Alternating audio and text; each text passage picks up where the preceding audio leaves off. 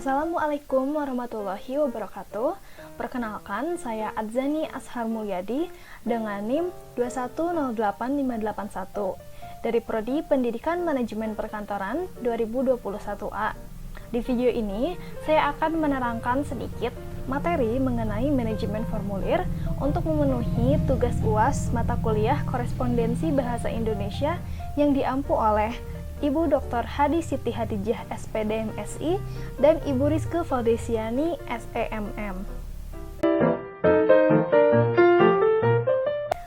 Tentunya kita sudah mengetahui apa itu formulir dan saya yakin kita semua pasti pernah mengisi formulir.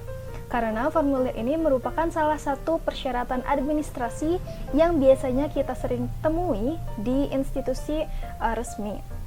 Namun, apa itu formulir? Nah, formulir ini menurut KBBI dapat diartikan sebagai lembar atau surat isian yang dapat diisi dan harus diserahkan pada bagian pendaftaran.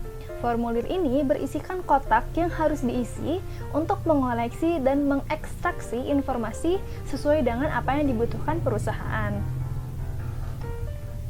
Selanjutnya ada jenis formulir. Berdasarkan medianya, formulir ini dibagi menjadi dua, yaitu formulir elektronik dan formulir kertas. Formulir elektronik biasanya dapat diakses melalui benda-benda yang bersifat elektronik, seperti HP dan laptop. Sedangkan formulir kertas masih berbentuk manual yang diisi langsung pada lembaran kertas. Formulir elektronik dan formulir kertas sama-sama memiliki kekurangan dan kelebihannya masing-masing, dan perusahaan harus mengetahui formulir jenis apa yang sekiranya efektif untuk mengambil informasi sesuai dengan apa yang mereka butuhkan. Berdasarkan penggunaannya, formulir dibagi menjadi dua, yaitu formulir internal dan formulir eksternal. Formulir internal ini ruang lingkupnya lebih kecil dan sempit karena hanya digunakan pada sebuah organisasi tertentu dan organisasi tersebut yang membuat formulir itu sendiri. Jadi hanya digunakan untuk kepentingan internal organisasi saja. Contohnya seperti formulir disposisi, formulir peminjaman arsip, formulir permintaan barang, dan lain sebagainya. Sedangkan formulir eksternal ini digunakan untuk menyampaikan informasi di luar organisasi yang ruang lingkupnya tentu lebih besar, seperti faktur pembayaran, bukti penerimaan barang, bukti pengiriman order pembelian, dan lain sebagainya. Selanjutnya ada fungsi formulir.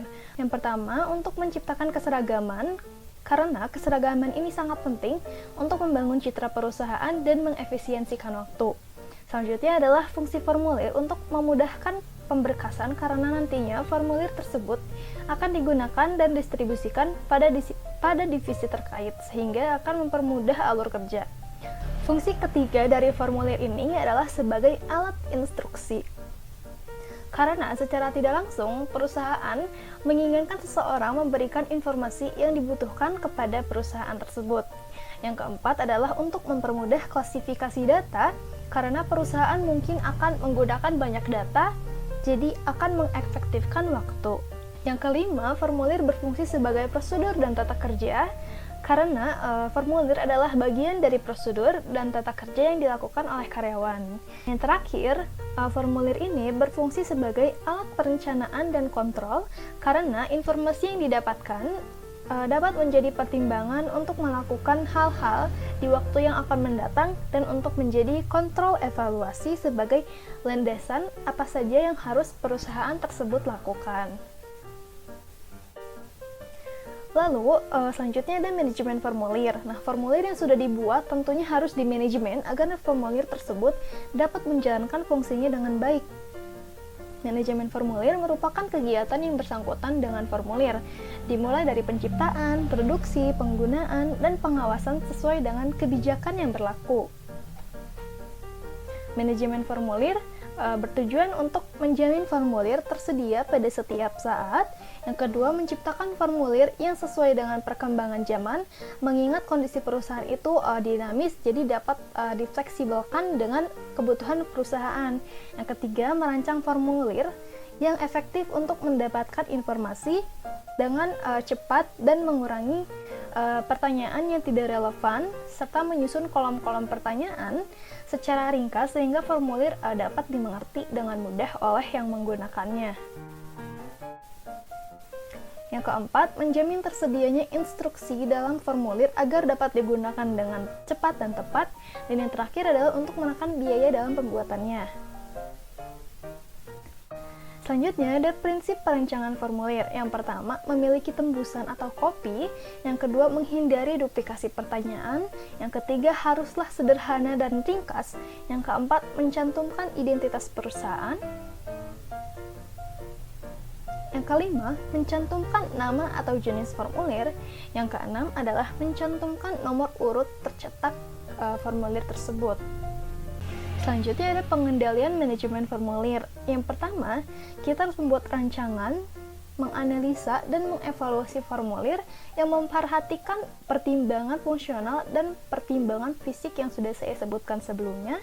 Yang kedua, mengendalikan pelaksanaan formulir agar formulir tersebut dapat diisi oleh customer dengan baik. Lalu yang ketiga, membuat rincian informasi yang dibutuhkan, apa saja informasi yang ingin ditanyakan, dan memikirkan alat untuk memproduksi formulir tersebut.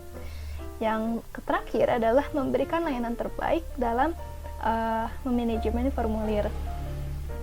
Sekian yang dapat saya sampaikan. Atas perhatiannya, saya ucapkan terima kasih. Wassalamualaikum warahmatullahi wabarakatuh.